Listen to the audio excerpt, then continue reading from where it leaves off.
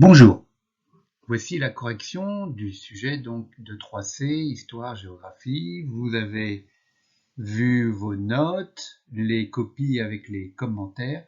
Je vais essayer, même si ce n'est pas moi qui ai corrigé donc, vos copies, de vous donner des éléments pour comprendre la note que vous avez eue et les commentaires des correcteurs. Alors, je commence par la première partie de géographie. Dans une seconde vidéo, vous aurez donc l'étude de documents d'histoire. Donc la question problématisée était la suivante. Comment la métropolisation transforme-t-elle les territoires dans le monde? Vous pourrez construire votre réponse en soulignant les formes que prend ce phénomène et les recompositions qu'il provoque à l'échelle d'une ou plusieurs métropoles. D'abord, ce qui est important, c'est de comprendre le sujet. Ici, il faut repérer les mots-clés ou les expressions.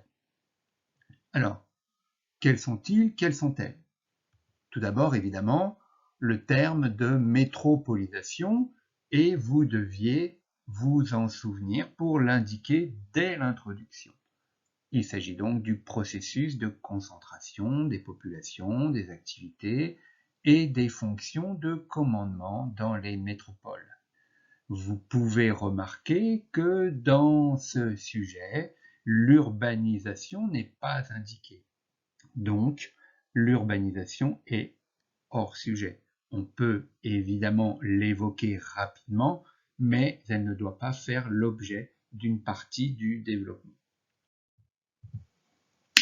Autre expression importante dans le sujet, les territoires dans le monde. Alors, les territoires sont en fait les espaces des métropoles, savoir les villes-centres, les banlieues, les espaces périurbains, mais aussi les quartiers dans les domaines politiques, économiques et culturels. Dans le monde signifie que les exemples que vous devez indiquer concernent les métropoles de tous les continents. Il s'agit donc d'un sujet en référence au chapitre 1 et non pas le chapitre 2 sur la métropolisation en France. Ensuite, il est indiqué que, je reprends de la même couleur en vert, que vous pourrez construire votre réponse en soulignant les formes que prend ce phénomène et les recompositions qu'il provoque à l'échelle d'une ou plusieurs métropoles. Que signifie ce paragraphe? Eh bien, tout simplement que vous allez construire votre réponse selon un plan. Donc, le plan vous est en fait indiqué ici. Il fallait le repérer. Vous pouviez éventuellement en trouver un autre, mais le plus simple et le plus pertinent était de suivre celui qui est indiqué dans cette phrase. Tout d'abord, en soulignant les formes que prend ce phénomène. Qu'est-ce que cela signifie? Qu'il s'agit d'expliquer les caractéristiques des métropoles. Ce phénomène, c'est en fait la métropolisation, donc les métropoles, c'est-à-dire, plus précisément, en référence au chapitre étudié, la hiérarchie et les inégalités entre les métropoles. Donc voilà la première partie. Et puis, les recompositions qu'il provoque à l'échelle d'une ou plusieurs métropoles. Il s'agit des transformations d'une métropole. Alors, quelles sont ces transformations? Et là, il fallait vous souvenir du chapitre, de ce qu'on avait vu. Eh bien, les métropoles sont transformées ou recomposées par l'étalement urbain, les edge cities, la gentrification, les gated communities et les bidonvilles.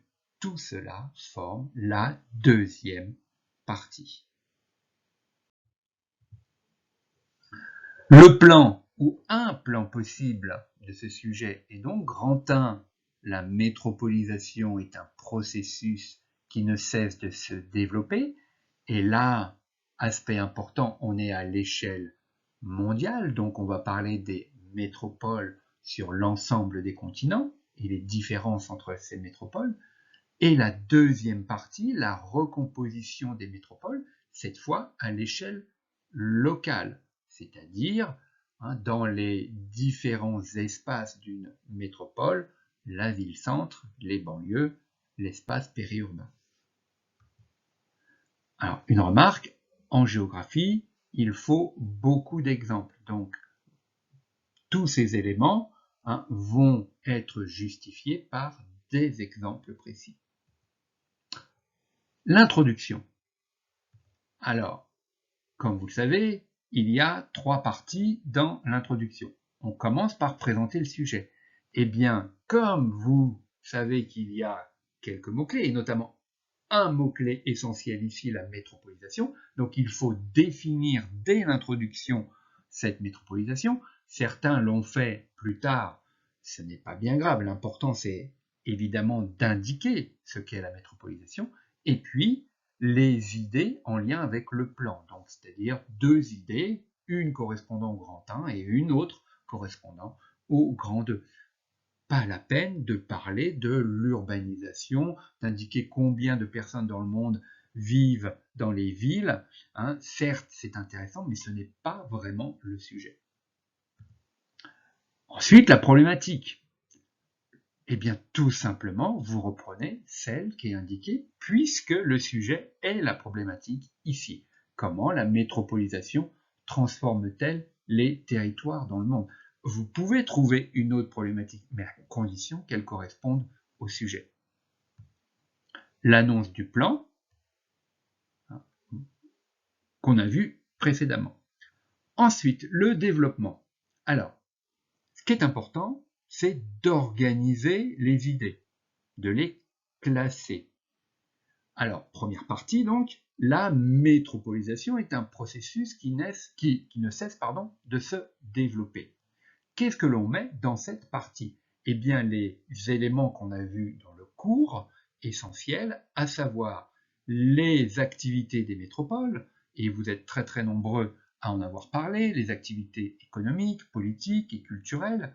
Ensuite, les mégalopoles, et il fallait indiquer lesquels, c'est-à-dire ces territoires immenses qui regroupent plusieurs mégapoles. Et puis, l'inégalité entre les métropoles. Alors, il y a les métropoles des pays développés qui forment les mégapoles les plus importantes dans la hiérarchie. Ensuite, celles des pays émergents, comme Mexico, Sao Paulo, qui bientôt vont concurrencer les métropoles des pays développés, tels que New York, Londres, Paris, Los Angeles. Et puis celles qui sont en marge de la mondialisation pour plusieurs raisons, hors du circuit économique, comme des métropoles en Afrique, Kinshasa par exemple, des villes en crise comme Dallas aux États-Unis, ou Détroit, Détroit, et puis d'autres en situation de guerre, comme Damas en Syrie. Deuxième partie, la recomposition des métropoles, et cette fois on est à l'échelle locale. Alors, transformation, recomposition, de quoi s'agit-il? Eh bien là, vous êtes très très nombreux aussi à l'avoir indiqué, et c'est bien l'étalement urbain, avec évidemment dans l'espace périurbain la création d'edge cities.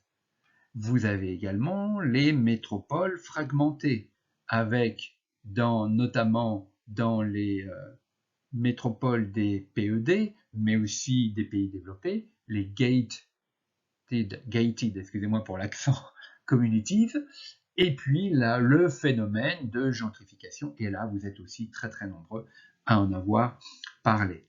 Enfin, on pouvait évoquer aussi les bidonvilles dans les métropoles des PED. On peut également, dans la première partie, mentionner la skyline, phénomène qu'on avait étudié ensemble, et puis aussi l'archipel mégalopolitain mondial. Dans la correction que je vais vous envoyer, je n'ai pas évoqué ces deux aspects-là, mais il était tout à fait pertinent de les mentionner. En conclusion, vous connaissez les 2 paragraphes hein, qui sont à mentionner, la réponse à la problématique, là qui est importante, vous verrez la correction, et puis l'ouverture du sujet, un exercice difficile. Alors on pouvait ici évoquer les métropoles qui sont au cœur du système productif, c'est-à-dire faire le lien entre les métropoles et puis le chapitre 3 sur les systèmes productifs dans le monde. Enfin, je voulais mentionner, vous indiquer quelque chose qui est important pour vous rassurer, hein, c'est la remarque suivante. Évidemment, en 1 heure, il était difficile de tout détailler. Alors, les points essentiels que vous deviez respecter étaient les suivants. Tout d'abord, respecter les 3 grandes parties, introduction, développement, conclusion, sauter des lignes entre les 3, respecter les paragraphes avec alinéa et tout ça. Ensuite, le classement et l'organisation des idées. Plus vous étiez précis dans cette organisation, mieux c'était. L'utilisation d'un vocabulaire géographique. C'est important, je le répète ici, que vous créiez un vocabulaire géographique et que vous sachiez l'utiliser au bon moment. Des exemples précis aussi en géographie, c'est également important. Évidemment, d'avoir compris le sujet, et enfin, les copies dans lesquelles il y avait des transitions, une ouverture pertinente, une introduction complète, toutes ces copies ont été valorisées. Par contre, j'insiste, les autres n'ont pas été pénalisées. Entre collègues, on s'était mis d'accord, évidemment, pour qu'il y ait un minimum d'éléments dans votre copie, et on savait très bien qu'il était difficile de tout détailler. Mais ceux qui ont réussi, ceux-là, eh bien évidemment, leur copie a été valorisée. Voilà, si vous avez des questions, évidemment, vous pouvez m'envoyer des messages et j'essaierai d'y répondre. Par contre, j'insiste, comme ce n'est pas moi qui ai corrigé vos copies, je ne peux pas reprendre des éléments de correction. Ça, c'est évident. Voilà.